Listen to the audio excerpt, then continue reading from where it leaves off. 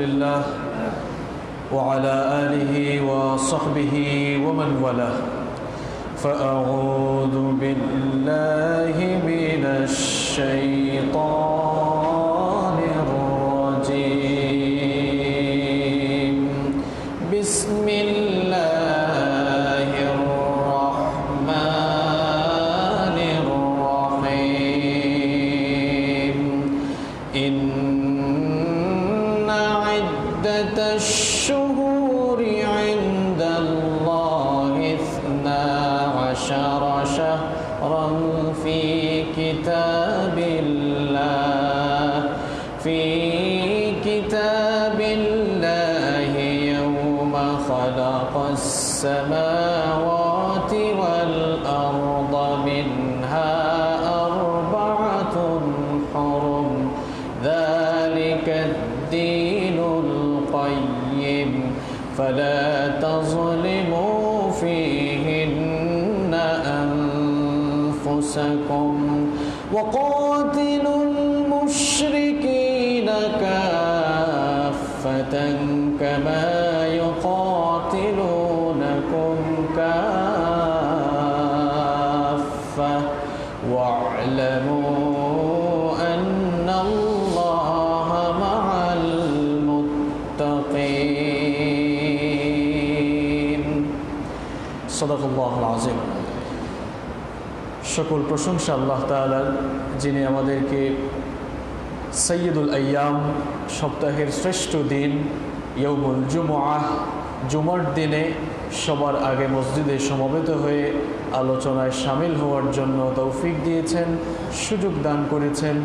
সেজন্যে আমরা আমাদের হৃদয় নিংড়ানো সকল ভালোবাসা, আবেগ, অনুভূতিকে উজাড় করে দিয়ে কালিমাতু শুকর আদায় করছি, সকলেই করছি আলহামদুলিল্লাহ। দরুদ ও সালাম পেশ করছি বিশ্ব মানবতার মুক্তির অগ্রদূত বিশ্বনবী মুহাম্মদুর রাসূলুল্লাহ সাল্লাল্লাহু আলাইহি ওয়াসাল্লামের প্রতি, যিনি আমাদেরকে তাওহীদের সমহান দীক্ষা দিয়েছেন এবং শিরক আর বেদআতের ব্যাপারে আমাদেরকে সুস্পষ্টভাবে সতর্ক করেছেন। আল্লাহুম্মা সাল্লি আলাইহি আল্লাহুম্মা বারিক আলাইহি। সম্মানিত মুসল্লিবৃন্দ, আজ জুমাবার, পহেলা মুহররম 1442 হিজরি, 6 ভাদ্র 1427 বঙ্গাব্দ এবং 21 অগাস্ট 2020 খ্রিস্টাব্দ। এই যে 3টা তারিখ আপনাদের সামনে বললাম, যেটাকে আমরা ইংরেজি সন বলি, সেটা মূলত ইংরেজি সন নয়, সেটা হচ্ছে খ্রিস্ট ধর্মীয় সন। এই ক্ষেত্রে আমরা অনেকেই একটা ভুল করে থাকি। আমরা অনেকেই মনে করি এখন ইংরেজি যে 2020 সাল চলছে, আমার মনে হয় মসজিদে আপনারা যারা উপস্থিত, আপনারা বেশিরভাগ লোকই মনে করেন যে এটি মনে হয় ইংরেজি সন, তাই না? আসলে এটি ইংরেজি কোনো সন নয়। পৃথিবীতে যতগুলো ক্যালেন্ডার প্রচলিত আছে, প্রত্যেকটি ক্যালেন্ডার কোনো না কোনো ধর্মীয় বিশ্বাসের সাথে জড়িত। আমরা যেটাকে ইংরেজি সন হিসেবে ব্যবহার করে থাকি, সেটিও একটি ধর্মীয় বিশ্বাসের সাথে জড়িত। এজন্যই দেখবেন ইংরেজি সন যেটাকে আমরা বলি, সেটাকে খ্রিস্টাব্দ বলা হয়। সেটাকে কি বলা হয়? খ্রিস্টাব্দ বলা হয়। যিশু খ্রিস্টের প্রায় 1600 বছর পরে 1582 খ্রিস্টাব্দে পোপ অষ্টম গ্রেগরি, তিনি প্রাচীন রোমান জুলিয়ান ক্যালেন্ডারকে সংশোধন করে যিশু খ্রিস্টের জন্মের সনকে সাল গণনার শুরু ধরে তিনি নতুন একটি ক্যালেন্ডার সংশোধন করলেন, আবিষ্কার করলেন, যেটাকে গ্রেগরিয়ান ক্যালেন্ডার বা খ্রিস্টান ক্যালেন্ডার হিসেবে নামকরণ করা হয়। পরবর্তীকালে সেটাকেই ইংরেজি সন বলে গোটা বিশ্ববাসীর উপরে চাপিয়ে দেওয়া হয়েছে। বুঝতে পেরেছেন কথা? এখন আমরা আমাদের প্রাত্যহিক জীবনযাপনে, আমরা আমাদের ব্যক্তি, সমাজ এবং রাষ্ট্রীয় জীবনে যেই সন ব্যবহার করি, সেটা কি বাংলা সন? আপনাদেরকে যদি বলি আজকে বাংলা কত তারিখ, অনেকে তারিখও বলতে পারবে না। যদি বলি বাংলা আজকে কত সন, ওইটাও বলতে পারবে না। আবার আমরা দাবি করি আমরা মুসলমান, তো যদি জিজ্ঞেস করি ভাই আরবি 12 মাসের নাম জানো তো, বলে না এগুলো তো জানে না। 12 মাসের নামও জানে না, আজকে কত তারিখ সেটাও জানে না, আরবি কত সাল সেটাও জানে না। আমরা আবার দাবি করি আমরা মুসলমান। আমরা এমন মুসলমান, আমাদের প্রাত্যহিক জীবন, আমাদের ব্যক্তি জীবন, সমাজ জীবন এবং রাষ্ট্রীয় জীবনে আমাদের ধর্মীয় বিশ্বাসের সাথে সম্পৃক্ত যেই সন বা যেই সাল, সেটাকে আমরা মাইনাস করে দিয়ে খ্রিস্টানদের যে ক্যালেন্ডার আছে সেটাকেই আমরা আমাদের জীবনে গ্রহণ করে নিয়েছি, ঠিক কি না? প্রিয় ভাইয়েরা, আজ আরবি সন বা ইসলামী ক্যালেন্ডারের নতুন একটি বছর শুরু হয়েছে। আজ 1442 আরবি সনের পহেলা মুহররম। মুহররম হচ্ছে ইসলামী ক্যালেন্ডারের প্রথম মাস। সম্মানিত ভাইয়েরা, প্রত্যেকটি জিনিসের বা প্রত্যেকটি বিষয় শুরু হওয়ার একটা ইতিহাস থাকে, যেখান থেকে তার সূচনা হয়। এই যে হিজরি সন, এটা কোত্থেকে কিভাবে শুরু হলো, এরও একটা ইতিহাস আছে না নাই? প্রথমেই আমরা হিজরি সন প্রবর্তনের ইতিহাস জেনে নেব ইনশাআল্লাহ। বিশ্বনবী সাল্লাল্লাহু আলাইহি ওয়াসাল্লাম এই দুনিয়াতে আগমনের পূর্বে রোমান, পার্সিয়ান এবং অন্যান্য জাতির মধ্যে নিজস্ব ক্যালেন্ডার ছিল, কিন্তু প্রাচীন আরবদের মধ্যে নিজস্ব কোনো ক্যালেন্ডার বা বর্ষপঞ্জিকা ছিল না। এমনকি রাসূল করিম সাল্লাল্লাহু আলাইহি ওয়াসাল্লামের জামানায়ও আরবদের মধ্যে নির্ধারিত কোনো ক্যালেন্ডার বা পঞ্জিকা ছিল না। বিভিন্ন ঘটনার উপরে নির্ভর করে সন এবং তারিখ বলা হতো। যেমন অমুক ঘটনার এত বছর পরে, কিংবা হস্তির বছরে, অথবা হস্তির বছরের 1 বছর আগে। হস্তির বছর কোনটা জানেন আপনারা? আব্রাহা তার হাতিওয়ালা বাহিনী নিয়ে যেই বছরে কাবা ঘর আক্রমণ করেছিল সেটাকে বলা হয় হস্তির বছর বা হাতির বছর। তো এভাবে বিভিন্ন ঘটনার উপরে নির্ভর করে সন তারিখ বলা হতো। হস্তির বছরের 2 বছর আগে, হস্তির বছরের 2 বছর পরে, কিংবা ভূমিকম্পের বছরে, বিদায়ের বছরে, এইরকম করে বিভিন্ন ঘটনার উপরে নির্ভর করে সন এবং তারিখ বলা হতো। রাসূল করিম সাল্লাল্লাহু আলাইহি ওয়াসাল্লামের ইন্তেকালের পর খেলাফত ব্যবস্থা শুরু হয়ে গেল। ইসলামের দ্বিতীয় খলিফা সাইয়েদনা ওমর ইবনুল খাত্তাব রাদিয়াল্লাহু আনহু, তিনি যখন খেলাফতের দায়িত্বভার গ্রহণ করলেন, তার শাসনামলে ইসলাম বিভিন্ন জনপদ এবং ভূখণ্ডে অতি দ্রুতই ছড়িয়ে যেতে লাগলো, যার ফলে বিভিন্ন রাষ্ট্র এবং নতুন নতুন বিভিন্ন জনপদ ইসলামী খেলাফতের অন্তর্ভুক্ত হয়ে গেল। রাষ্ট্রীয় বিভিন্ন ফরমান, দলিল এবং রাষ্ট্রীয় বিভিন্ন কাগজপত্র ইত্যাদিতে কোনো প্রকার সন তারিখ উল্লেখ করা হতো না, কারণ তখনও পর্যন্ত আরবদের মধ্যে কিংবা মুসলমানদের মধ্যে নিজস্ব কোনো ক্যালেন্ডার ছিল না। এতে করে দেখা গেল রাষ্ট্রীয়ভাবে বিভিন্ন ধরনের প্রবলেম সৃষ্টি হচ্ছে। সাইয়েদনা ওমর ইবনুল খাত্তাব রাদিয়াল্লাহু আনহু সাহাবীদেরকে ডাকলেন এই বিষয়ে পরামর্শের জন্য। সাহাবায়ে কেরামদের মধ্যে কিছু সংখ্যক সাহাবীরা বললেন যে নতুন করে আর ক্যালেন্ডার প্রচলন কিংবা নতুন করে কোনো পঞ্জিকা বের করার দরকার নেই, বরং রোমান এবং পার্সিয়ানরা যে ক্যালেন্ডার ব্যবহার করে আমরাও তো চাইলে সেই ক্যালেন্ডার ব্যবহার করতে পারি। এটি ছিল কিছু সংখ্যক সাহাবীদের মতামত, কিন্তু বেশিরভাগ সাহাবীরা এটাকে অপছন্দ করলেন, কারণ বিধর্মীদের ক্যালেন্ডারকে তারা তাদের কার্যাবলীতে ব্যবহার, এটা তারা পছন্দ করলেন না। তারা বললেন যে না, বরং আমরা নিজেরাই একটি ক্যালেন্ডার বানাবো এবং সেটিকেই আমরা অনুসরণ করব। সাইয়েদনা ওমর ইবনুল খাত্তাব রাদিয়াল্লাহু আনহু সাহাবীদের পরামর্শের ভিত্তিতে সিদ্ধান্ত নিলেন, তাহলে আমরা নতুন একটি বর্ষ পঞ্জিকা প্রণয়ন করব। এবার তিনি সাহাবীদের কাছে মতামত চাইলেন, তাহলে কোন বছর থেকে আমরা সাল গণনা শুরু করব। এবার সাহাবীদের মধ্য থেকে 4টি অভিমত আসলো। কয়টি অভিমত? 4টি অভিমত আসলো। নাম্বার 1, 1 নম্বর অভিমত আসলো, কিছু সংখ্যক সাহাবীরা বললেন যেই বছর রাসূল করিম সাল্লাল্লাহু আলাইহি ওয়াসাল্লামের মিলাদ বা জন্ম হয়েছে সেই বছর থেকে সাল গণনা শুরু হোক।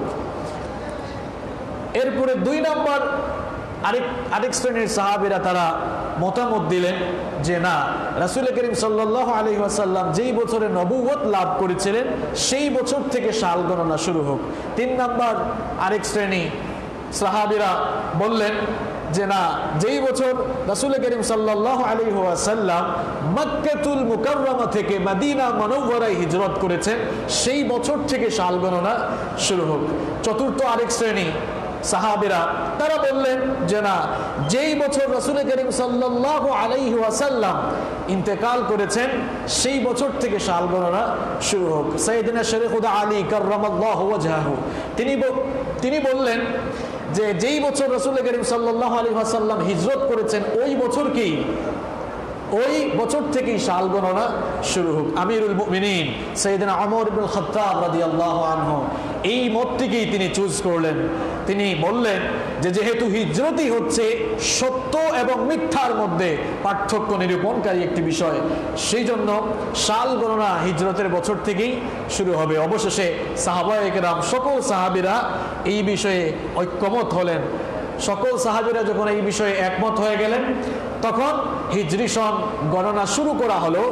হিজরি সনের যে ক্যালেন্ডার শুরু করা হলো, সেই ক্যালেন্ডারের সাল গণনা শুরু করা হলো রাসূল করিম সাল্লাল্লাহু আলাইহি ওয়াসাল্লামের হিজরতের বছর থেকে। এই জন্য ইসলামী ক্যালেন্ডারকে বলা হয় হিজরি সন। ইসলামী ক্যালেন্ডারকে কি বলা হয়? হিজরি সন। এখন প্রশ্ন হচ্ছে, ইসলামী বছরগুলোকে হিজরি বছর বা হিজরি সন বলা হয় কেন? এর উত্তর হচ্ছে, ইসলামী বছরগুলোর গণনা শুরু হয়েছিল রাসূল করিম সাল্লাল্লাহু আলাইহি ওয়াসাল্লামের হিজরতের বছর থেকে। এই জন্যই আরবি বা ইসলামী ক্যালেন্ডারকে হিজরি সন বা হিজরি বছর বলা হয়। তাহলে সিদ্ধান্ত হলো হিজরি সন থেকেই সাল গণনা শুরু হবে, অর্থাৎ হিজরতের বছরকে এক ধরে এরপর থেকে 1, 2, 3, 4, 5 এরকম করতে করতে আজ 1442 বছর পর্যন্ত এসেছে। বুঝতে পেরেছেন কথা? তাহলে সিদ্ধান্ত হলো সাল গণনা শুরু হবে হিজরতের বছর থেকে, কিন্তু কোন মাস থেকে বছর শুরু হবে এই বিষয়ে আবার ওমর ইবনুল খাত্তাব রাদিয়াল্লাহু আনহু সাহাবীদের কাছে মতামত জানতে চাইলেন। এবার সাহাবায়ে কেরামদের মধ্যে কিছু সংখ্যক সাহাবায়ে কেরাম রাদিয়াল্লাহু আনহুম তারা বললেন যে রবিউল আউয়াল মাস থেকে বছর গণনা শুরু হোক, অর্থাৎ রবিউল আউয়াল মাসকে বছরের প্রথম মাস ধরা হোক। কারণ বিশ্বনবী সাল্লাল্লাহু আলাইহি ওয়াসাল্লাম যেই মাসে মক্কা থেকে মদিনায় হিজরত করেছিলেন, মদিনায় যেই তারিখে এসে তিনি পৌঁছেছিলেন সেটাও ছিল রবিউল আউয়াল মাসের একটি তারিখ। আবার কিছু সংখ্যক সাহাবীরা বললেন যে না, যেহেতু রমাদানের মাস হচ্ছে বছরের সর্বশ্রেষ্ঠ মাস, সেই জন্য রমজান মাসকেই বছরের প্রথম মাস ধরা হোক। আর বেশিরভাগ সাহাবীরা বললেন যে না, মুহররম মাসকে বছরের প্রথম মাস ধরা হোক। তার কারণ হচ্ছে মুহররমের আগের মাস যুলহাজ মাসে হাজী সাহেবরা বিশ্বের বিভিন্ন প্রান্ত থেকে হজ সম্পাদনের জন্য বাইতুল্লাহ আসেন, এবং মুহররমের আগে কিংবা মুহররম মাসে তারা তাদের দেশে চলে যান। সেই জন্য মুহররম মাসকেই বছরের প্রথম মাস ধরা হোক। এইভাবে সাহাবায়ে কেরামের ঐক্যমতের ভিত্তিতেই মুহররম মাসকে বছরের প্রথম মাস ধরা হলো, আর হিজরি সালের গণনা শুরু হলো রাসূল করিম সাল্লাল্লাহু আলাইহি ওয়াসাল্লামের হিজরতের বছর থেকে। এইভাবে রাসূল করিম সাল্লাল্লাহু আলাইহি ওয়াসাল্লামের ইন্তেকালের প্রায় 6 বছর পরে 16 কিংবা 17 হিজরিতে সাহাবায়ে কেরামের ঐক্যমতের ভিত্তিতে ওমর ইবনুল খাত্তাব রাদিয়াল্লাহু আনহু এর শাসনামলে হিজরি সাল গণনা শুরু হয়েছে। এই হচ্ছে হিজরি সন প্রবর্তনের মোটামুটি সংক্ষিপ্ত ইতিহাস। সম্মানিত ভাইয়েরা, আমরা হিজরি সন প্রবর্তনের ইতিহাস জেনে এলাম। এই হিজরি সন বা ইসলামী ক্যালেন্ডারের প্রথম যেই মাস, সেই মাসের নাম হচ্ছে মুহররম মাস। যেই মাসটি আজকে থেকে শুরু হয়েছে, আজ থেকে নতুন একটি বছর শুরু হয়েছে। আল্লাহ সুবহানাহু ওয়া তাআলার কাছে আমরা দোয়া করছি, আমরা এই নতুন বছরটি যেন ঈমান, আমল আর তাকওয়ার ভিত্তিতে পরিচালনা করতে পারি। আল্লাহ তাআলা আমাদের সকলকে সেই তৌফিক দান করুন। সম্মানিত ভাইয়েরা, মুহররম হচ্ছে হিজরি সনের প্রথম মাস। এটি অত্যন্ত ফজিলতপূর্ণ, মোবারকময় একটি মাস। এই মাসটি হচ্ছে মহিমান্বিত এবং সম্মানিত মাসসমূহের মধ্যে একটি অন্যতম মাস। বছরের 12টি মাসের মধ্যে কয়েকটি মাসকে আল্লাহ তাআলা স্পেশালি সম্মানিত করেছেন। আল্লাহ রাব্বুল আলামিন কোরআনে কারীমের 9 নম্বর সূরা সূরাতুত তাওবা এর 36 নম্বর আয়াতের মধ্যে বললেন, ইন্না ইদ্দাতাশ শুহুরি ইনদাল্লাহি 12 শাহরান ফি كتاب الله يوم خلق السماوات والأرض منها أربعة حرم ذلك الدين القيم فلا تظلموا فيهن أنفسكم আল্লাহ পাক বলেন আসমান আর জমিন যেদিন সৃষ্টি হয়েছিল সেই দিন থেকেই আল্লাহর বিধানে বছর গণনায় মাসের সংখ্যা হলো 12টি আর 12টি মাসের মধ্যে আল্লাহ পাক 4টি মাসকে হারাম তথা পবিত্র আর সম্মানিত মাস বানিয়েছেন। এটি হচ্ছে আল্লাহর পক্ষ থেকে ঘোষণাকৃত সুস্পষ্ট দিন। সুতরাং ওই হারাম মাসগুলোতে তোমরা নিজেদের উপরে জুলুম করো না। এই ঘোষণা কার? আল্লাহ তাআলা বলছেন যেদিন আকাশ জমিন আমি সৃষ্টি করেছিলাম সেই দিন থেকেই মাসের সংখ্যা কয়টি? 12টি। আর 12টি মাসের মধ্যে আল্লাহ তাআলা কয়টি মাসকে হারাম মাস বানিয়েছেন? হারাম মানে হচ্ছে স্পেশালি সম্মানিত। এই 12 মাসের মধ্যে আল্লাহ তাআলা 4টি মাসকে হারাম অর্থাৎ সম্মানিত মাস বানিয়েছেন, যেই মাসগুলোতে পাপ কাজ করা, যুদ্ধ বিগ্রহ করা আল্লাহ তাআলা নিষিদ্ধ করে দিয়েছিলেন। প্রিয় ভাইয়েরা, জাহেলি যুগের আরবরাও এই হারাম মাসগুলো সম্পর্কে অবগত ছিল। তারাও জানতো যে এই হারাম মাসগুলোতে, এই সম্মানিত মাসগুলোতে যুদ্ধ বিগ্রহ করা যাবে না, কিন্তু এরপরেও তারা মাঝে মাঝে যুদ্ধ বিগ্রহ শুরু করে দিত। তবে সেখানে তারা কিছুটা কৌশল অবলম্বন করত।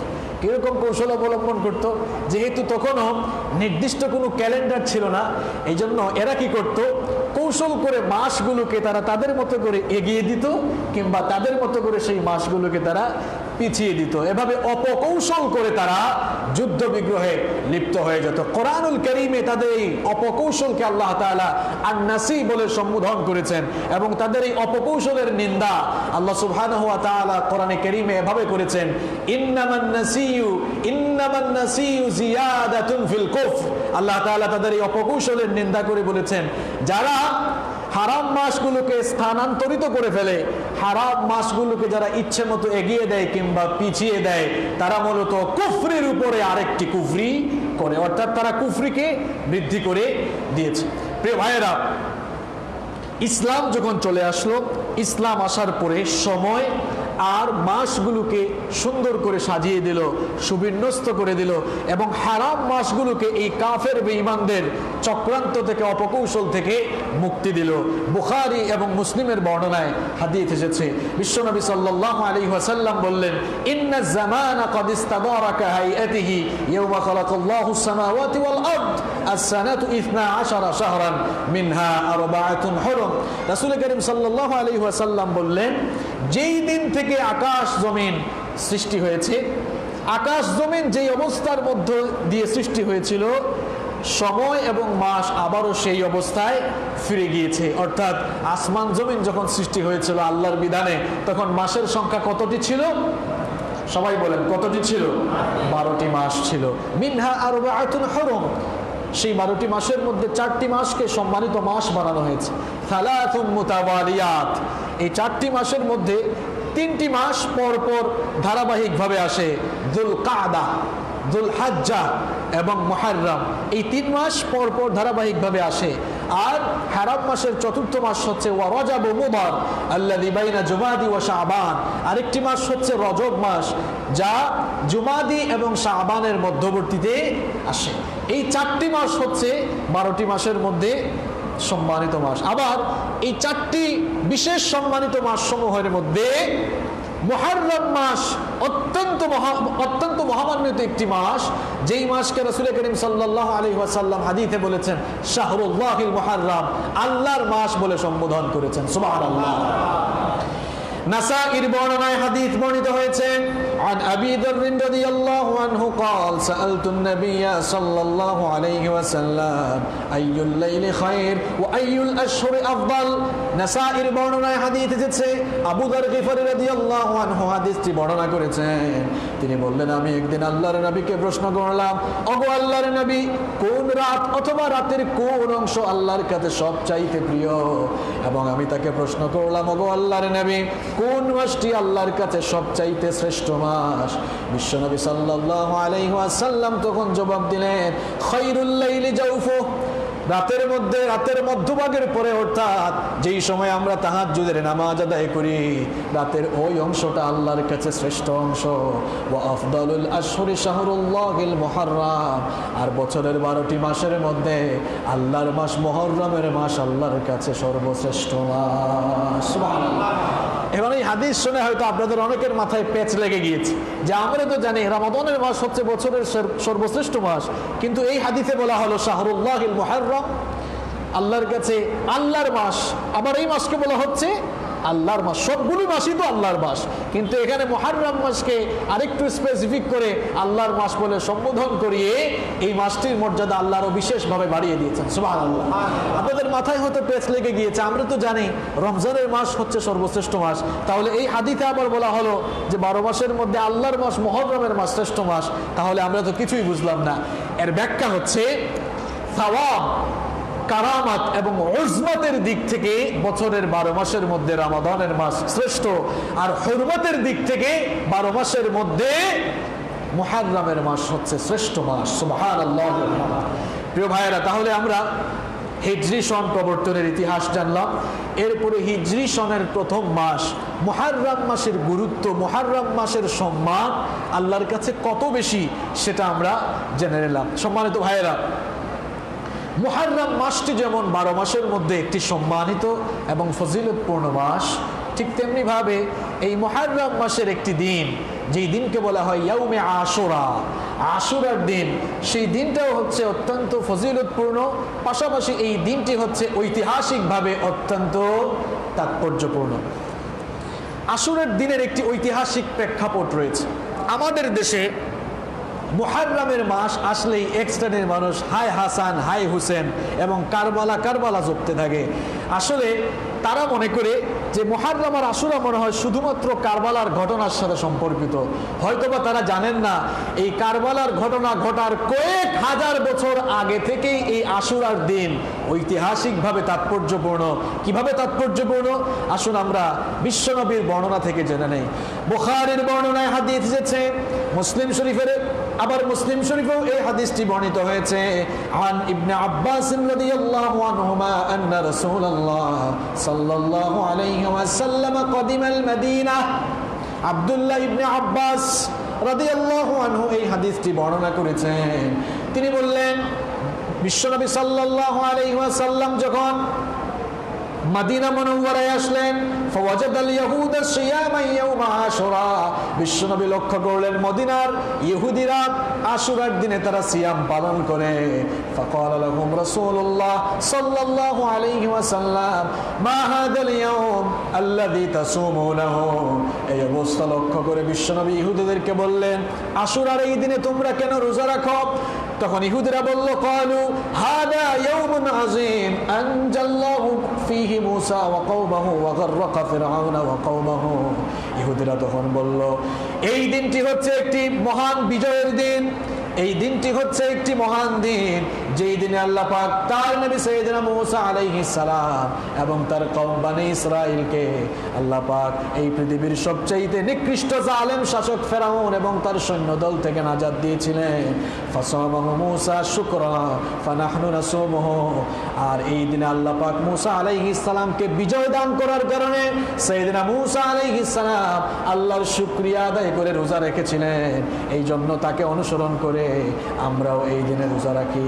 এই কথা শুনে বিশ্বনবী সাল্লাল্লাহু আলাইহি ওয়াসাল্লাম বললেন, ফানাহনু আহাক্কু ওয়া আউলা বিমূসা মিনকুম, ফাসামাহু রাসূলুল্লাহ সাল্লাল্লাহু আলাইহি ওয়াসাল্লাম ওয়া আমারা বিসিয়ামি।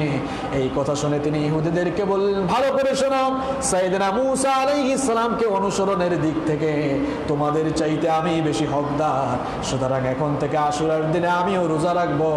আর সাহাবীদেরকে তিনি নির্দেশ দিলেন, আমার সাহাবীরা তোমরাও আশুরার দিনে এখন থেকে রোজা রাখবা। রমজান মাসের রোজা ফরজ হওয়ার আগে আশুরার রোজা ফরজ ছিল। তাহলে আশুরাতে কি কারণে রোজা রাখা হয়?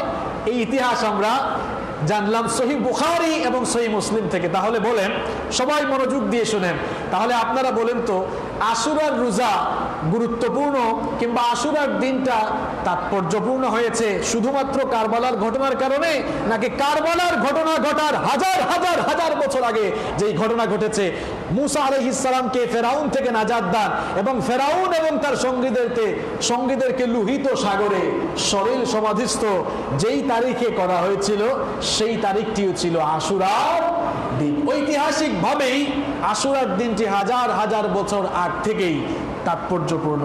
কিন্তু ঘটনাক্রমে আবার বিশ্বনবী সাল্লাল্লাহু আলাইহি ওয়াসাল্লামের ওফাতের বেশ কয়েক বছর পরে আবার এই আশুরার দিনে বিশ্বনবী সাল্লাল্লাহু আলাইহি ওয়াসাল্লামের প্রিয়তম দৌহিত্র ইমাম হোসেন রাদিয়াল্লাহু আনহু সপরিবারে কারবালার প্রান্তরে শাহাদাত বরণ করেছিলেন। এই জন্য আশুরার দিবস একদিকে যেমন বিজয়ের দিন, আবার অন্যদিকে এই আশুরার দিবস অত্যন্ত সুখের এবং অত্যন্ত বেদনাদায়ক একটি দিন।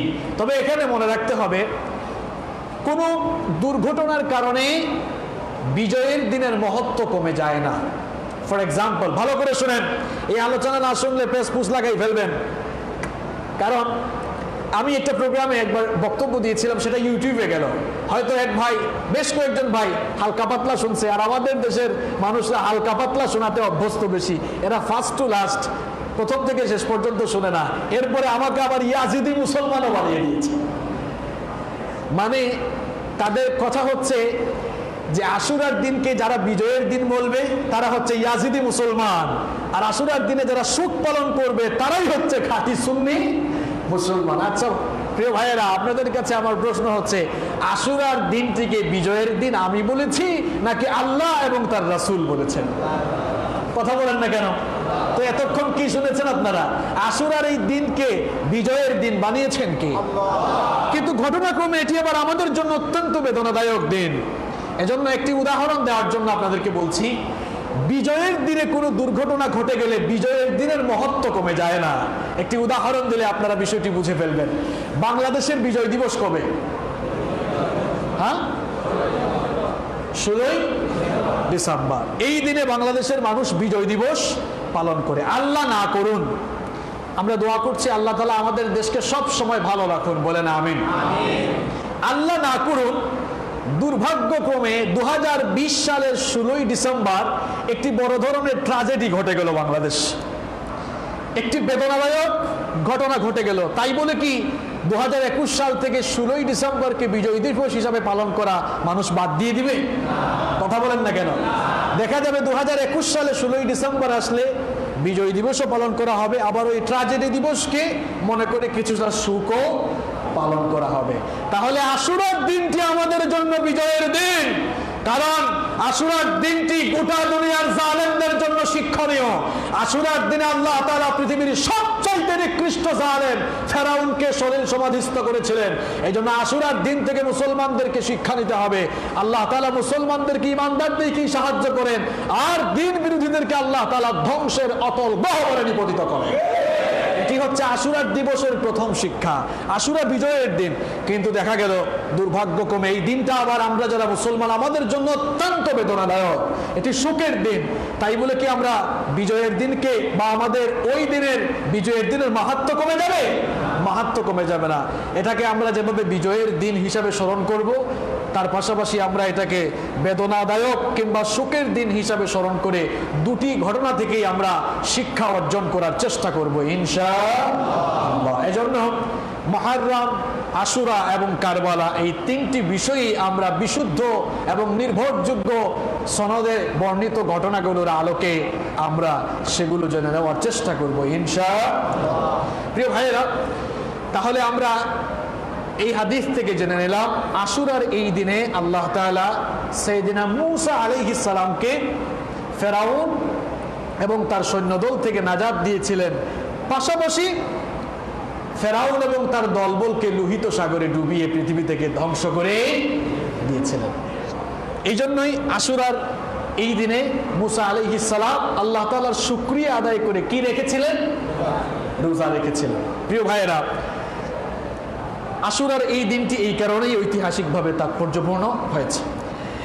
এজন্য আমরা এখন জানবো সাইয়েদনা মুসা আলাইহিস সালাম এবং তার কওম বনি ইসরাইলের উপরে স্বৈরশাসক জালেম ফেরাউন কি ধরনের জুলুম নির্যাতন চালিয়েছিল, আর এই ধরনের জুলুম নির্যাতন থেকে আল্লাহ তাআলা মুসা আলাইহিস সালাম এবং তার উম্মত বনি ইসরাইলকে কিভাবে নাজাত দিয়েছিলেন সেটা আমরা কোরআন থেকে এখন জেনে নেওয়ার চেষ্টা করব ইনশাআল্লাহ।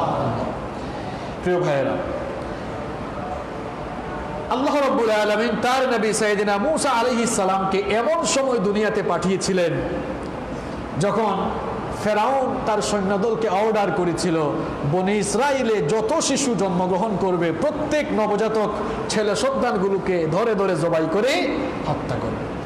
এমন এক কঠিন সংকটাপন্ন সময়ে সাইয়েদনা মুসা আলাইহিস সালামকে আল্লাহ পাক দুনিয়াতে পাঠালেন। কোরআনে কারীমের 2 নম্বর সূরা সূরাতুল বাকারা এর 49 নম্বর আয়াতে আল্লাহ পাক সেই কথা এভাবে বললেন, ওয়া ইদ নাজ্জাইনাকুম মিন আলি ফিরআউনা ইয়াসুমুনাকুম সুআল আযাব ইউযাব্বিহুনা يستحيون نساءكم وفي ذلكم بلاء من ربكم عظيم। আল্লাহ পাক বলেন, স্মরণ করো সেই সময়ের কথা যখন আমি তোমাদেরকে ফেরাউন এবং তার দলবলের কাছ থেকে নাজাত দিয়েছিলাম। তারা তোমাদের উপরে এমন নির্যাতন নিপীড়ন চালিয়েছিল, তারা তোমাদের ছেলে সন্তানগুলোকে ধরে ধরে জবাই করে হত্যা করেছিল, আর তোমাদের নারীদেরকে তারা দাসী বানানোর উদ্দেশ্যে মুক্ত করে দিয়েছিল। এটা ছিল তোমাদের জন্য বিশাল একটি পরীক্ষা। সাইয়েদনা মুসা আলাইহিস সালামের জন্ম এমন কঠিন সময় হয়েছে, এমন কঠিন সময় আল্লাহ পাক তার নবী মুসা আলাইহিস সালামকে দুনিয়াতে পাঠিয়েছিলেন যখন ফেরাউন তার সৈন্যবাহিনী দিয়ে বনি ইসরাইলদের ছেলে সন্তানগুলোকে ধরে ধরে জবাই করে হত্যা করছিল। মুসা আলাইহিস সালামের জন্মের পূর্বে ফেরাউন একদিন স্বপ্ন দেখেছিল শাম দেশ থেকে বিশাল একটি অগ্নিশিখা মিশরের দিকে এসে ফেরাউনের যেই সম্প্রদায় যেই বংশ ছিল সেই বংশের নাম ছিল কিপ্তি বংশ।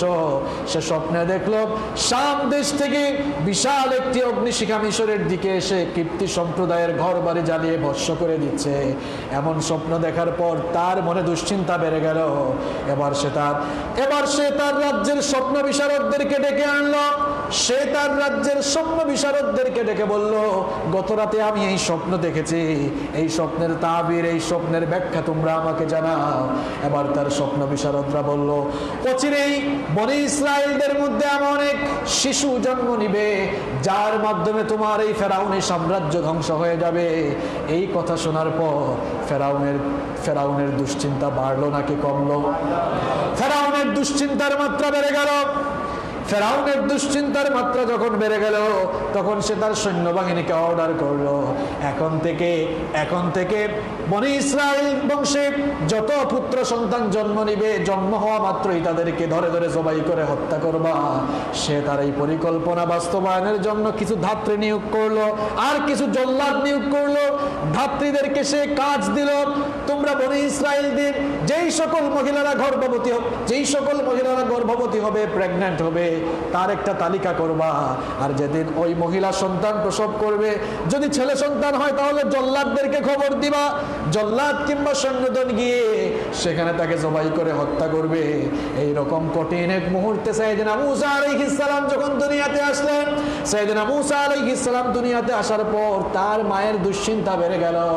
না জানে কখন ফেরাউনের সৈন্যদল এসে তার কলিজার টুকরা শিশু মুসা আলাইহিস সালামকেও জবাই করে ফেলে নাকি। যখন তার অন্তরে তার কলিজায় দুশ্চিন্তার মাত্রা বেড়ে গেল তখন আল্লাহ পাক সাইয়েদনা মুসা আলাইহিস সালামের মায়ের অন্তরে ইলহাম পাঠালেন। কোরআনে কারীমের 28 নম্বর সূরা সূরাতুল কাসাসের 7 নম্বর আয়াত থেকে আল্লাহ সেই কাহিনী বর্ণনা করছেন, ওয়া আওহাইনা ইলা উম্মি মুসা فإذا خفت عليه فألقيه في اليم। আল্লাহ পাক বলেন, আমি মুসার মায়ের কাছে প্রত্যাদেশ করলাম, তুমি তাকে দুধ পান করাতে থাকো, আর যখন তার জীবনের ব্যাপারে আশঙ্কা করবে তখন তুমি তাকে নদীতে নিক্ষেপ করবে। আবার সূরা তাহার মধ্যে আল্লাহ বলেছেন, যখন তুমি তার জীবন নিয়ে আশঙ্কা করবে তখন তুমি সিন্ধুকের ভেতরে তাকে ভরে নীল নদে ভাসিয়ে দেবে। আল্লাহর দেওয়া নির্দেশনা মোতাবেক মুসা আলাইহিস সালামের মা তার শিশু মুসা আলাইহিস সালামকে সিন্ধুকের ভেতরে ভরে নীল নদে ভাসিয়ে দিলেন। নীল নদে ভাসিয়ে দেওয়ার পর তার মনে দুশ্চিন্তা আরো বেড়ে গেল। আল্লাহ পাক তখন মুসা আলাইহিস সালামের মাকে সান্ত্বনা দিলেন, ওয়ালা তাখাফি ওয়ালা তাহজানি ইন্না রাদ্দুহু ইলাইকি ওয়া জাইলুহু মিনাল মুরসালিন। ভয় করো না, দুশ্চিন্তা করো না, তোমার এই কলিজার টুকরা সন্তানকে আমি আল্লাহ আবার তোমার কাছে ফিরিয়ে দেব, আর তাকে আমি রাসূল হিসাবে নির্বাচন করব। সুবহানাল্লাহ। মুসা আলাইহিস সালামের মা সিন্ধুকের ভেতরে ভরে সাইয়েদনা মুসা আলাইহিস সালামকে নীল নদে ভাসিয়ে দিলেন। আর আল্লাহ পাক যখন তাকে এই ওয়াদা দিলেন, অবশ্যই আমি আবার তোমার ছেলেকে তোমার কাছে ফিরিয়ে দেব, এই সান্ত্বনা পাওয়ার পরেও তার মনে দুশ্চিন্তা থেমে নাই, দুশ্চিন্তা আরো বেড়ে গেল। এবার নীল নদে ভাসমান সেই সিন্ধুকটির দিকে নজরদারি করার জন্য তার মেয়ে অর্থাৎ মুসা আলাইহিস সালামের বোনকে তিনি তখন বললেন, সূরা কাসাসের 11 নম্বর আয়াতে আল্লাহ বলছেন, ওয়াকালাত লিউখতিহি কুসসি ফাবাসরাত বিহি আন জুনুবি ওয়া হুম লা ইয়াশউরুন। তিনি তার মেয়ে মারইয়ামকে বললেন যে তুমি তোমার ভাই মুসার প্রতি নজরদারি করো, এই সিন্ধুকের দিকে একটু নজরদারি চালাও, একটু অনুসন্ধান করো, দেখো ব্যাপারটা কি ঘটে যায়। সিন্ধুকটি নীল নদে ভাসতে ভাসতে ফেরাউনের রাজপ্রাসাদের সামনে গিয়ে থামলো। ফেরাউনের রাজপ্রাসাদের সামনে গিয়ে যখন থামলো, ফেরাউনের রাজপ্রাসাদের কিছু চাকর চাকরানি সেই সিন্ধুকটি নিয়ে এবার ফেরাউনের রাজপ্রাসাদের ভেতরে চলে গেল। সূরাতুল কাসাসের 8 নম্বর আয়াত থেকে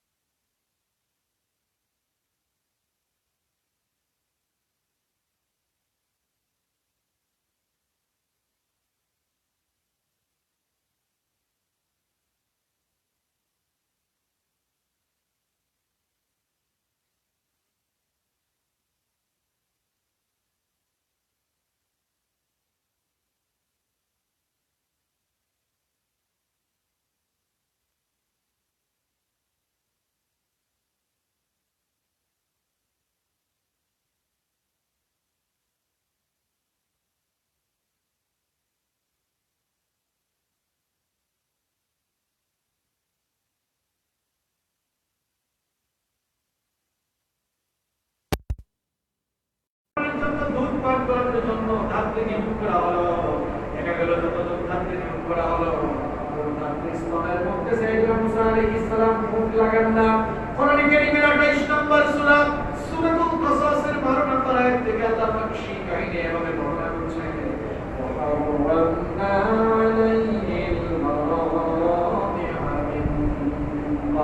আল্লাহ পাক বলে আমি আমার নবী মুসার জন্য আগে থেকেই কোন ধাত্রীর স্তনে মুখ লাগানো হারাম করে দিয়েছি। আল্লাহু আকবার। এবার তো সবার চিন্তা বেড়ে গেল, দুশ্চিন্তা বেড়ে গেল। হায় হায়, ছোট্ট শিশু, এটা তো দুধের শিশু, যদি কোন ধাত্রী দুধ পান না করে তাহলে বাঁচতে পারবে?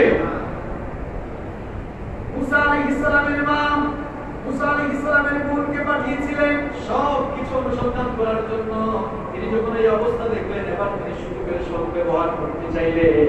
তিনি যখন এই অবস্থা দেখলেন, এই অবস্থা দেখে তিনি বললেন, ফাকালা হাল আদুল্লুকুম আলা আহলি বাইতিন ইয়াকুলুনাহু লাকুম ওয়া হুম লাহু নাসিহুন।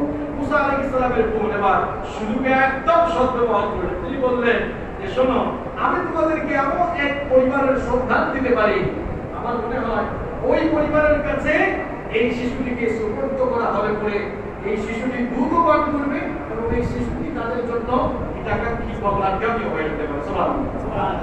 এই কথা শুনে আসিয়া তখন বললেন, ঠিক আছে যাও, ওই পরিবার ওই মহিলাকে নিয়ে আসো। এই কথা শুনে এবার মুসা আলাইহিস সালামের মন প্রফুল্ল চিত্তে এবার বাড়ির দিকে রওনা করেন। বাড়ির দিকে রওনা হয়ে তিনি তার মাকে সব ঘটনা শোনালেন। তার মাও ফেরাউনের রাজপ্রাসাদে আসলেন। ফেরাউনের রাজপ্রাসাদে আসার পর তিনি তার কলিজার টুকরা সন্তানকে করে নিয়ে যখন তার বুকের মধ্যে স্তন দিলেন, দেখা গেল এই শিশু মুসা অন্যান্য ধাত্রীর স্তনের মধ্যে মুখ লাগায় না, এই নারীর স্তনের মধ্যে মুখ লাগিয়ে এবার হঠাৎ করে পান করছে। এবার তার বাকি তারা তো আর জানে না ইনি হচ্ছেন তার। এবার তার মাকে ধাত্রী হিসেবে ফেরাউনের রাজপ্রাসাদে এবার নিয়োগ করা হলো। ফেরাউনের রাজপ্রাসাদে এবার নিয়োগ করা হলো। আল্লাহ পাক বললেন, ফারাদানাহু ইলা উম্মিহি কায়তাতাআইনুমা ওয়ালা তাহসানা ওয়া লিতা'লামা আন্না ওয়া'দাল্লাহি হাক্কুন ওয়ালাকিন্না আকতারহুম লা ইয়া'লামুন। আল্লাহ পাক বলেন, এভাবেই আমি তার মায়ের কাছে তাকে ফিরিয়ে দিলাম যেন তার চক্ষু শীতল হয় আর তার দুশ্চিন্তা কমে যায়, আর সে যেন জানতে পারে আল্লাহ যে ওয়াদা করেন আল্লাহ তার ওয়াদা পরিপূর্ণ করেন। আল্লাহ মুসা আলাইহিস সালামের মায়ের সাথে যে ওয়াদা করেছিলেন, মুসা আলাইহিস সালামকে তার কাছে ফিরিয়ে দিয়ে তার উপরে ফিরিয়ে দিয়ে সেই ওয়াদা আল্লাহ পূরণ করলেন। এবার মুসা আলাইহিস সালাম ফেরাউনের রাজপ্রাসাদে ধীরে ধীরে বেড়ে উঠতে লাগলেন। দেখেছেন আল্লাহর কি কুদরত, যেই ফেরাউন মুসা আলাইহিস সালামকে দুনিয়াতে আসতেই দিতে চায় না, আল্লাহ তাআলা কি ট্যাকটিক করে কি কৌশল করে তার কুদরতে মুসা আলাইহিস সালামকে একদম ফেরাউনের ঘরের ভিতরে ঢুকিয়ে দিলেন। আল্লাহু আকবার। ফেরাউন এবার সাইয়েদনা মুসা আলাইহিস সালাম বড় হয়ে উঠতে লাগলেন। যখন তিনি যৌবনের বয়সে পদার্পণ করলেন, আল্লাহ পাক তার নবী মুসা আলাইহিস সালামকে তার পক্ষ থেকে মাতার জ্ঞান দান করলেন। সূরাতুল কাসাসের 14 নম্বর আয়াতে আল্লাহ বললেন, ওয়ালাম্মা বালাগা আশুদ্দাহু ওয়াস্তাওয়া আতাইনাহু ইলমা ওয়া কাযালিকা নাজজিল মুহসিনিন। আল্লাহ পাক বলেন, আমার নবী মুসা যখন যৌবনের বয়সে পদার্পণ করলেন, তিনি যখন যৌবনের বয়সে পদার্পণ করলেন, তখন আমি আমার পক্ষ থেকে আমার নবী মুসাকে জ্ঞান বিজ্ঞান হিকমত তথা প্রজ্ঞা দান করলেন। সুবহানাল্লাহ। সাইয়েদনা মুসা আলাইহিস সালাম যখন যুবক হয়ে গেলেন, যৌবনের বয়সে তিনি যখন পদার্পণ করলেন, তখন তিনি মিশরের তদানীন্তন সামাজিক অবস্থা এবং রাজনৈতিক অবস্থা উপলব্ধি করার চেষ্টা করলেন। ছোট্টবেলা থেকেই তিনি দেখে আসতেছেন ফেরাউনের এই অত্যাচারী সাম্রাজ্য, ফেরাউনের এই অত্যাচারী সাম্রাজ্য সবসময় মানুষের উপরে জুলুম নির্যাতন করেই চলছে। বিশেষ করে বনী ইসরাঈলদের উপরে জুলুম নির্যাতন ছিল অত্যন্ত নির্মম। এগুলো দেখে দেখে তার মনে করুণা সৃষ্টি হতো এবং তিনি যখনই কাউকে কষ্ট অবস্থায় দেখতেন যথাসাধ্য সাহায্য করার চেষ্টা করতেন। একদিন সাইয়েদনা মুসা আলাইহিস সালাম শহরে ঘুরতে বের হলেন। ঘুরতে বের হয়ে তিনি দেখলেন যে দুই লোক ঝগড়া করছে। এই দুই লোকের মধ্যে একজন হচ্ছে কিপ্তি সম্প্রদায় অর্থাৎ ফেরাউনের বংশে, আর আরেকজন হচ্ছে বনি ইসরাইল অর্থাৎ মুসা আলাইহিস সালামের বংশে। যখন মুসা আলাইহিস সালামকে বনি ইসরাইল বংশীয় ওই লোক দেখলো তখন তার কাছে সাহায্য চাইল। মুসা আলাইহিস সালাম এদের কাছে গিয়ে দেখলেন যে ওই কিপ্তি সম্প্রদায়ের লোকটা বনি ইসরাইল বংশের ওই লোককে জোর করে বেকার ফেরাতে চায়। বেকার ফেরানো পর্যন্ত আপনার বেকার ফেরাতে চায়। আর বনি ইসরাইল বংশীয় ওই লোকটা এবার মুসা আলাইহিস সালামের কাছে শোনাতে চাইল। মুসা আলাইহিস সালাম এই কিপ্তি সম্প্রদায় অর্থাৎ ফেরাউনের বংশের ওই লোকটাকে বুঝালেন এবং তাকে এর থেকে থামাতে চাইলেন, কিন্তু এরপরেও সে থামলো না। মুসা আলাইহিস সালামের কুপিত হয়ে একটা ঘুষি মারলেন।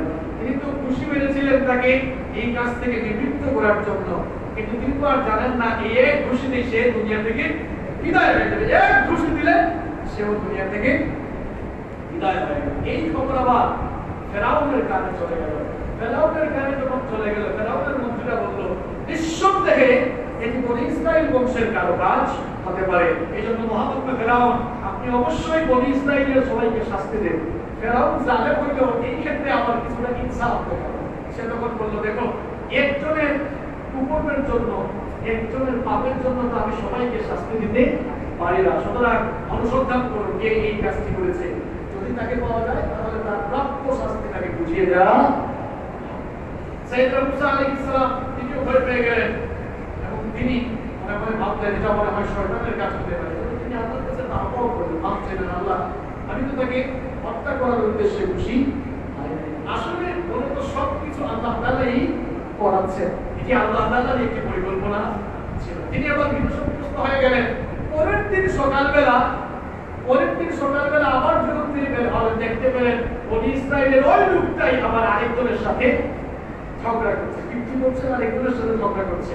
এবার বনি ইসরাইল বংশের এই লোকটা যখন মুসা আলাইহিস সালামকে দেখলো সে তো মনে মনে খুশি হয়ে গেল, আজকেও মুসার সাহায্য পাওয়া যাবে। সে যখন মুসা আলাইহিস সালামকে সাহায্যের জন্য ডাকলো, মুসা আলাইহিস সালাম কাছে এসে বলল, মুসা আলাইহিস সালাম কাছে এসে বললেন তুমি তো বড় খারাপ লোক, গতকাল তো তোমাকে ঝগড়া করতে দেখলাম, আজও তোমাকে ঝগড়া করতে দেখলাম। মুসা আলাইহিস সালাম যখন তাকে এই জবাব দিচ্ছে সে মনে মনে ভয় পেয়ে গেল, মনে মনে ভাবলো না জানি মুসা আজকে আমার উপরেও হাত তুলে কিনা, আর আমার উপরে হাত তুলে যদি ওর মতো আমারও অবস্থা হয়ে যায় তাহলে বিপদ আছে না নাই। তখন লোকটা বলল মুসা তুমি কি গতকালকের মতো আমাকেও মেরে ফেলতে চাও নাকি? তখন কিপ্তি সম্প্রদায়ের ওই লোক এই কথা শুনে ফেললো।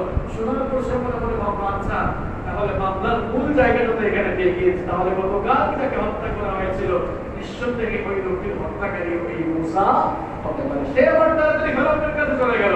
ফেরাউনের কাছে গিয়ে যখন এই কথা শোনালো, ফেরাউন তখন তার সৈন্যদেরকে অর্ডার করলো মুসাকে খুঁজে বের করো, গ্রেফতার করো, আমার সামনে নিয়ে আসো, আমি তাকে নিজ হাতে শাস্তি দেব। সেই সভাসদের মধ্যে একজন মুসা আলাইহিস সালামের প্রতি আসক্ত ছিলেন। এই কথা শোনার পর মুসা আলাইহিস সালামকে এই বিপদ থেকে রক্ষা করার জন্য সেই সভাসদকে দৌড়ে দৌড়ে মুসা আলাইহিস সালামের কাছে আসলেন। সূরাতুল কাসাসের 20 নম্বর আয়াতে আল্লাহ বলছেন ওয়াজাআ রাজুলুম মিন আকসাল মাদিনাতি ইয়াসআ ক্বালা ইয়া মুসা ইন্নাল মালা'a ইয়া'তামিরুনা বিকা লিয়াকতুলুকা ফাখরুজ ইন্নী লাকা মিনান নাসিহিন। ওই ব্যক্তি এসে বললেন মুসা তাড়াতাড়ি এখান থেকে বের হও, এখান থেকে পালাও, দৌড়াও, আমি তোমার কল্যাণ করব, যদি বাঁচতে চাও তাহলে এখান থেকে পলাও। সাইয়েদনা মুসা আলাইহিস সালাম এবার নিরুদ্দেশ যাত্রা সূচনা করলেন। ফেরাউনের শাস্তি থেকে বাঁচার জন্য আল্লাহর নির্দেশ মোতাবেক তিনি এবার মিশর ছেড়ে হিজরত করলেন। এবার তিনি নিরুদ্দেশ যাত্রা সূচনা করলেন। যেতে যেতে তিনি মাদায়েন পর্যন্ত পৌঁছালেন। মাদায়েনের একটি কুয়ার কাছে গিয়ে তিনি এবার ক্লান্ত হয়ে গেলেন। মাদায়েনের কুয়ার কাছে গিয়ে তিনি এবার লক্ষ্য করলেন সূরা নাসের 23 নম্বর আয়াত থেকে আল্লাহ বলছেন ওয়ালাম্মা ওয়ারাদা মা'a মাদিয়ানা ওয়াজাদা আলাইহি উম্মাতান মিনান নাসি ইয়াসকুনা ওয়া ওয়াজাদা মিন দুনিহিম ওয়া'আতাইনি তাদুদা। তিনি যখন মাদায়েনের ওই কুয়ার কাছে গেলেন, মাদায়েনের ওই পানির কুয়ার কাছে গিয়ে যুবকেরা ওই কুয়া থেকে পানি উত্তোলন করে তাদের তাদের পশুগুলোকে পানি পান করাচ্ছে, আর তাদের পিছনে দুইজন আর তাদের পেছনে দুটি মেয়ে দাঁড়িয়ে আছে। ওই দুটি মেয়েকে অসহায়ের মতো দাঁড়িয়ে থাকতে দেখে তিনি এবার দয়া প্রবেশ করে ওই দুটি মেয়ের কাছে গিয়ে বললেন,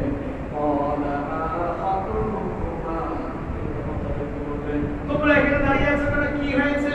ওই দুই মেয়ে তখন জবাব দিল,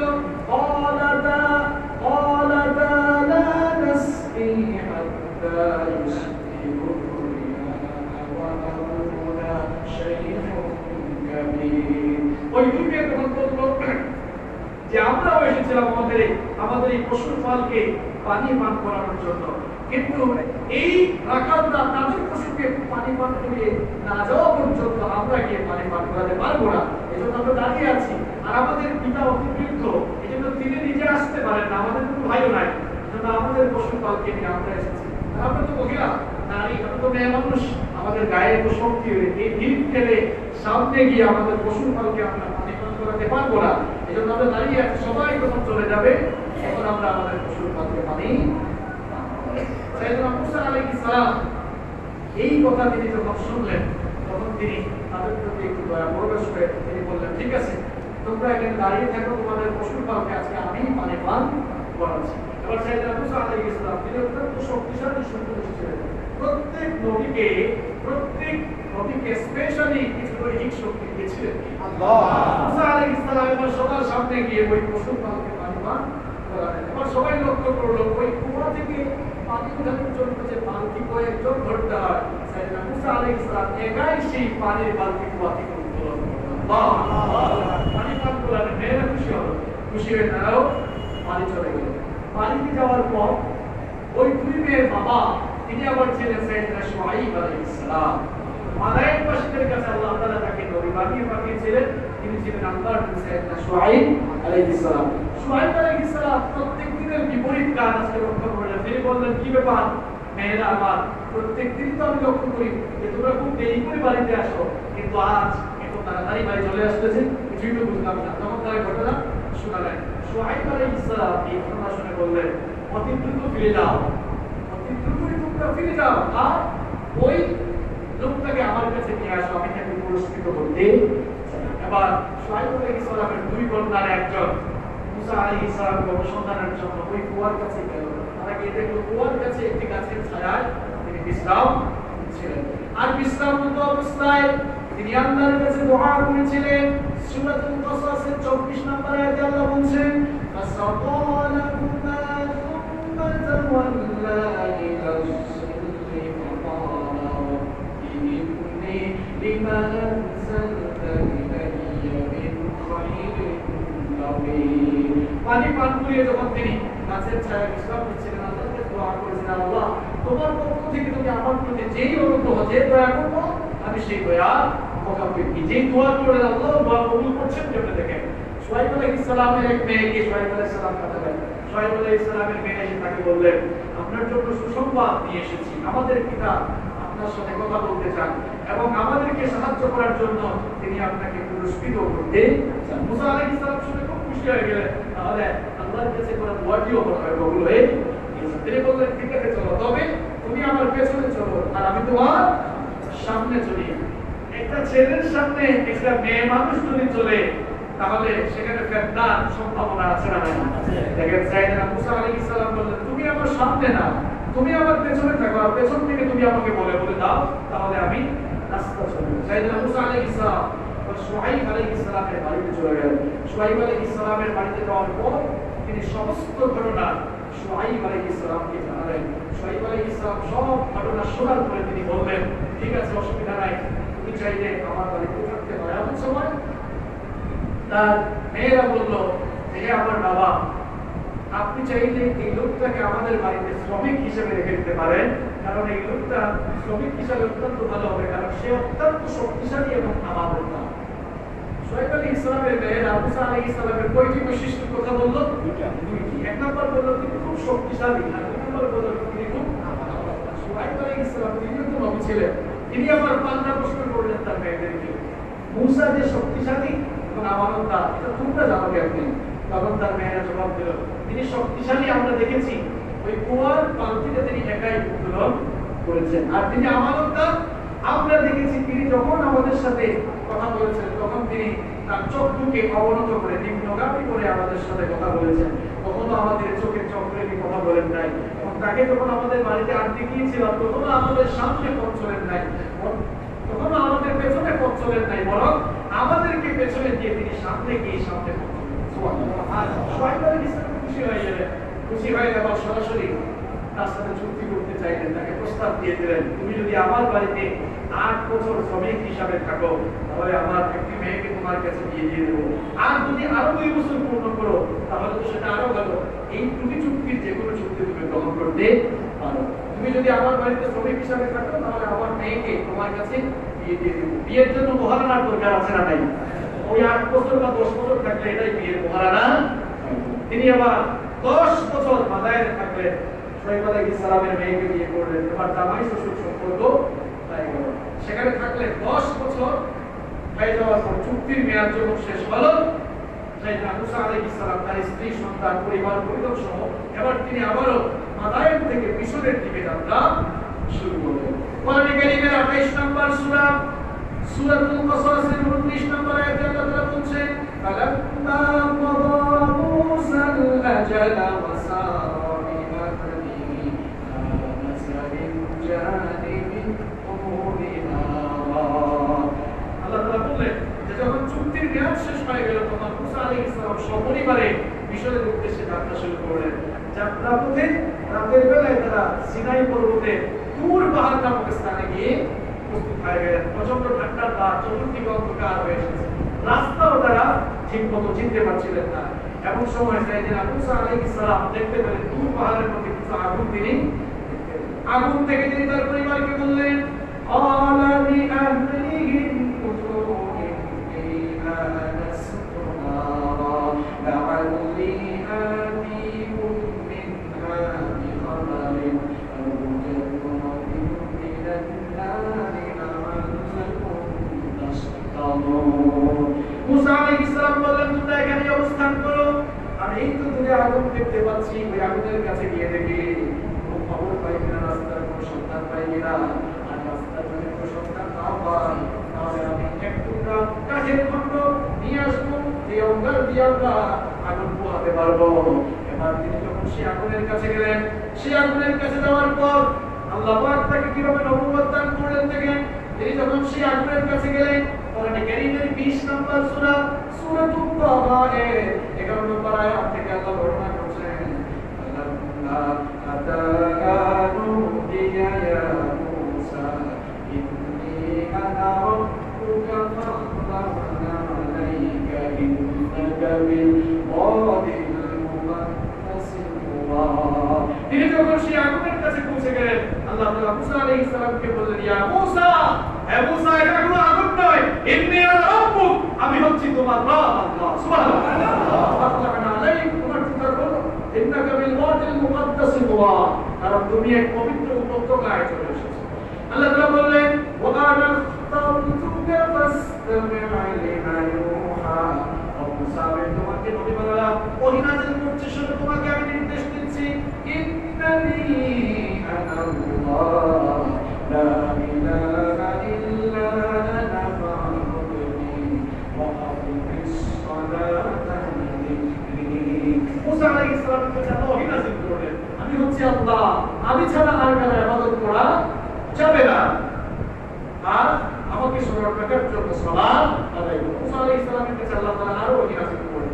ওহী নাযিল করার পর নবুয়ত দেওয়ার পর আল্লাহ তাআলা মুসা আলাইহিস সালামকে স্পেশাল ডিউটি মর্যাদা দিলেন। কয়টা মর্যাদা? 2টা মর্যাদা দিলেন।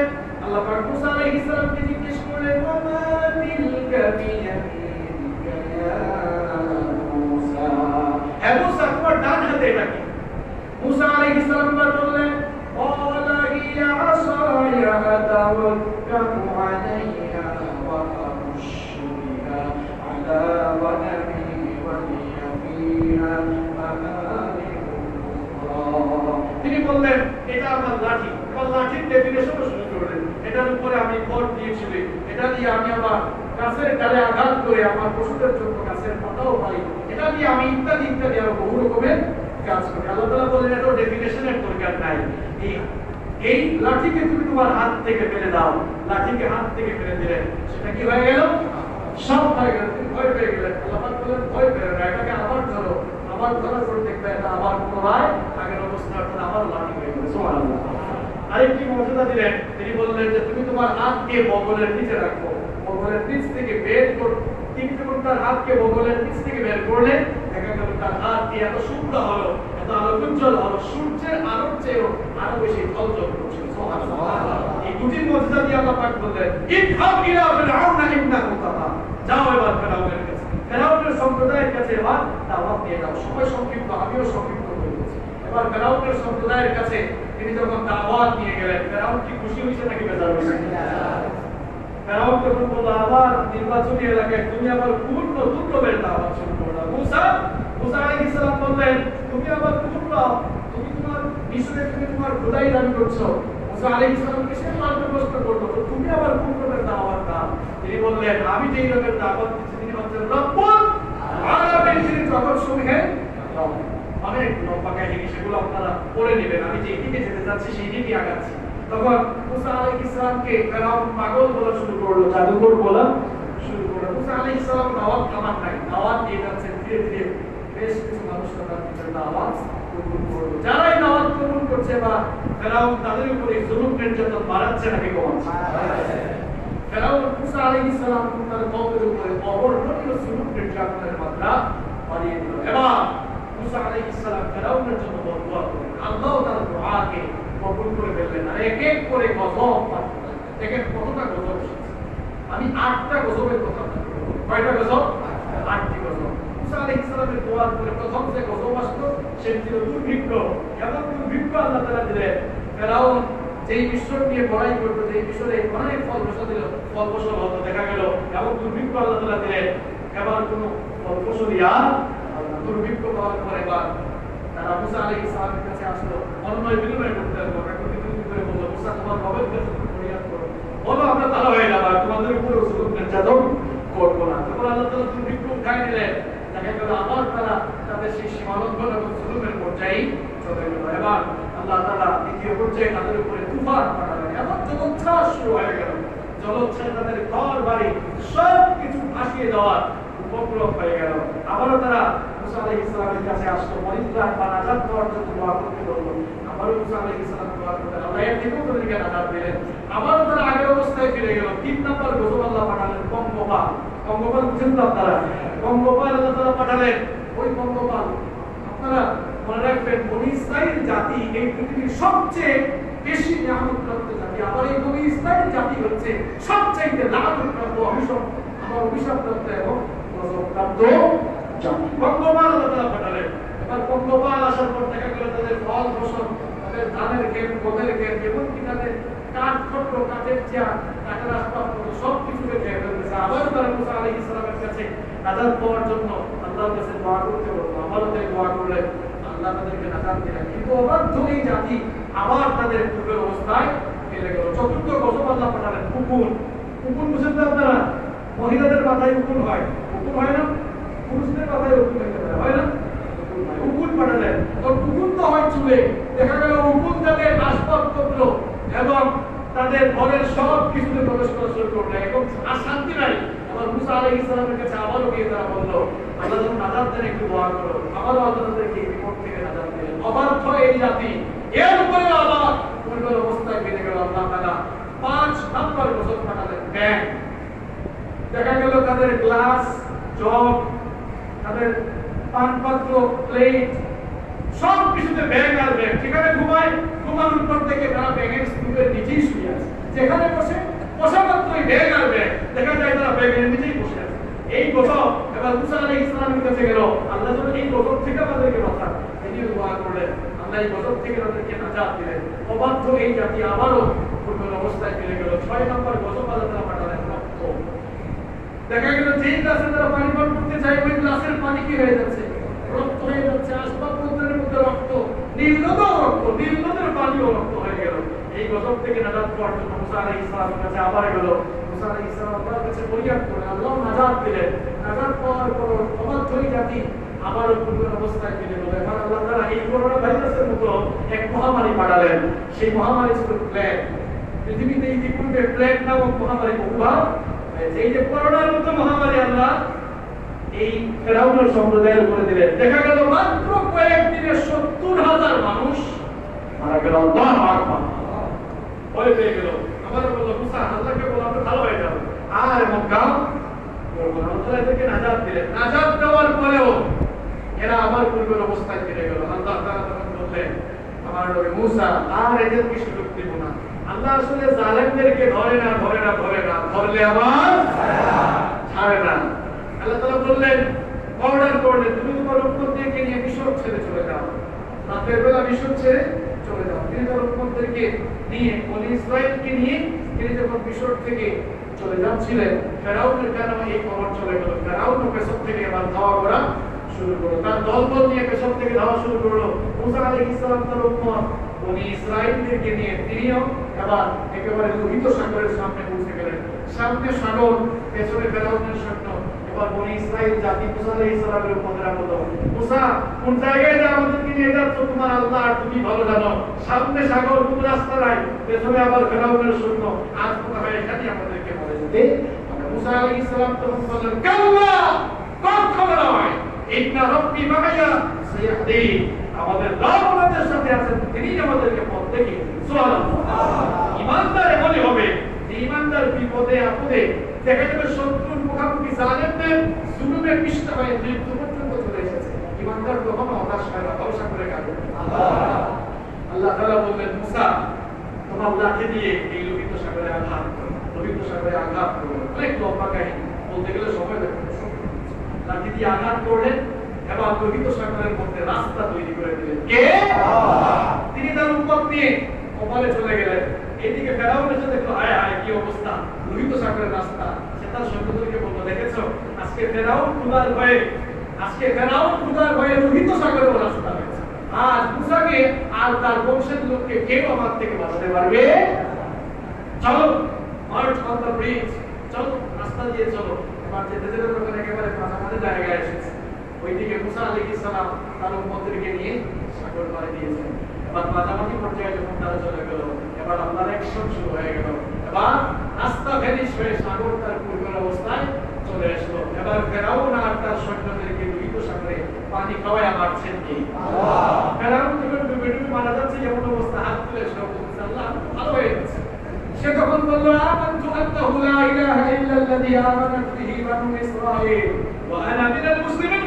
আল্লাহ বনি ইসরাঈলের লোকেরা যার উপরে ঈমান আছে আমিও কিন্তু তোমার উপরে ঈমান আছি, আমি মুসলমান ভালো হয়ে গেছি, আল্লাহ আমারে বাঁচাও। আল্লাহ তাআলা বলেন আল-আন ওয়াকাদ আসাইতা ক্বাবলু ওয়া কুনতা মিনাল মুফসিদিন।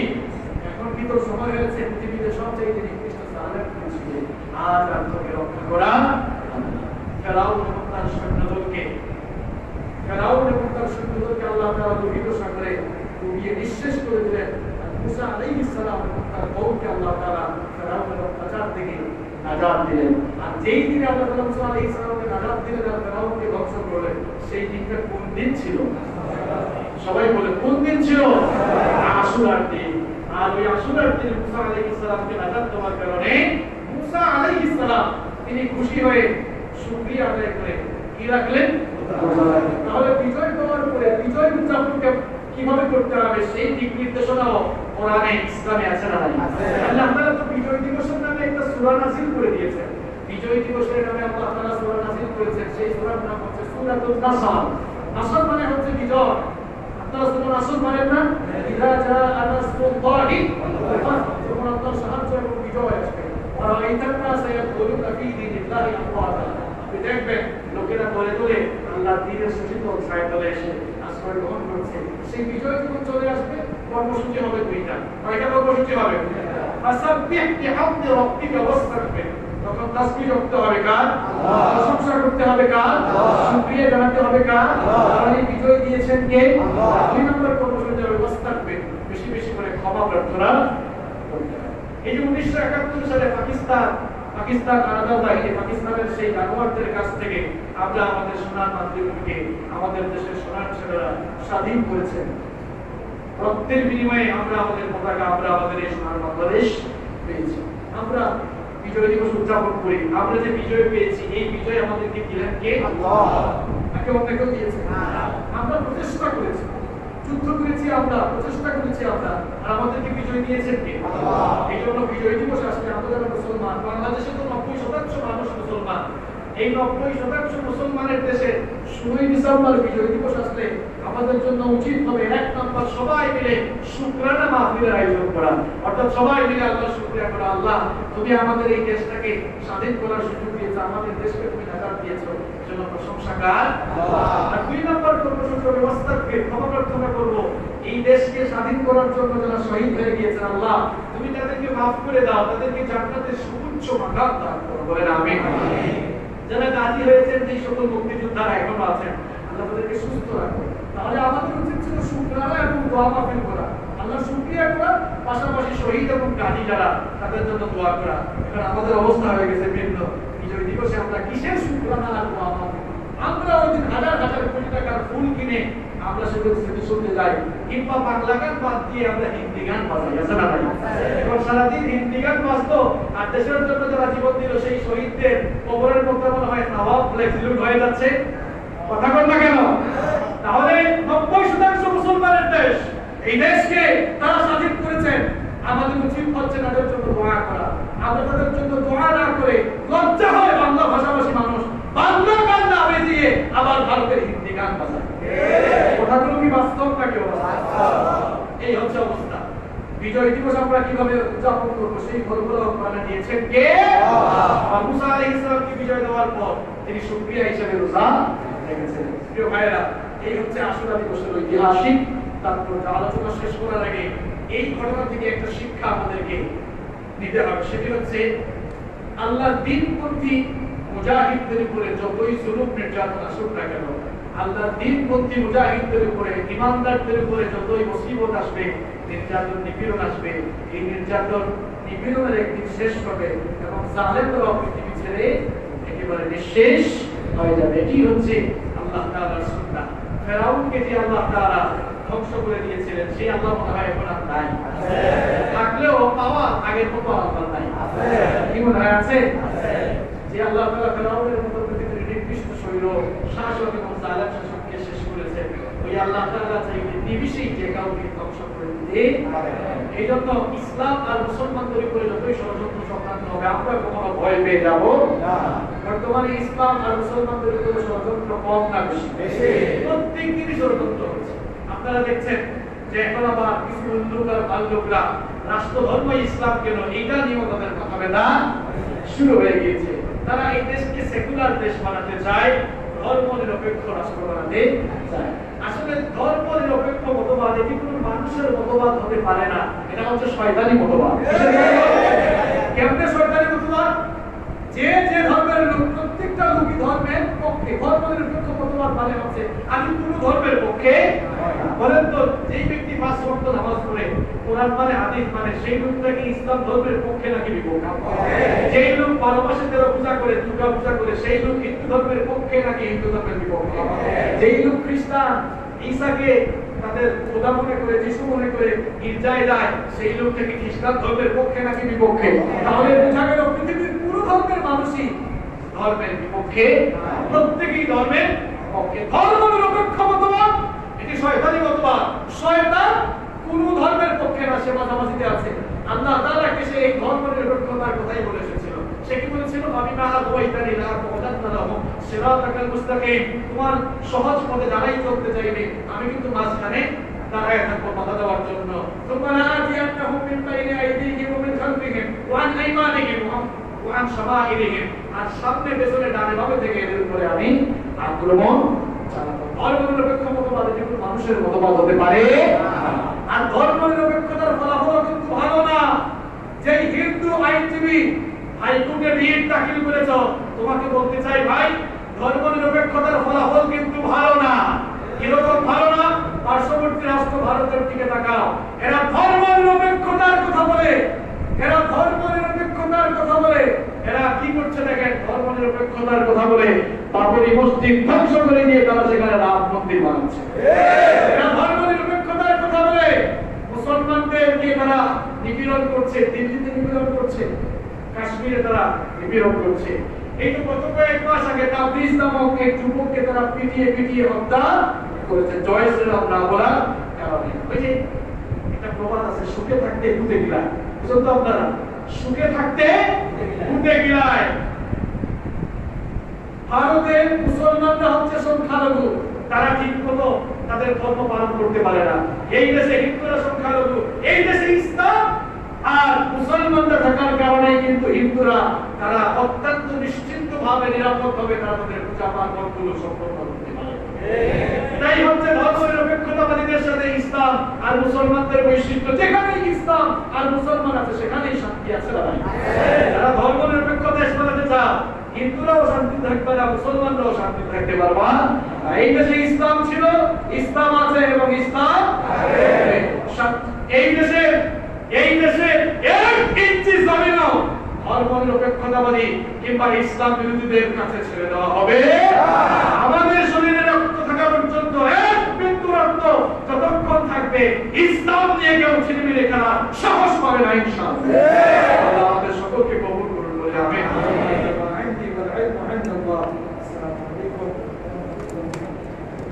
সবাই তো মুসলিম একটু আপনারা বসেন।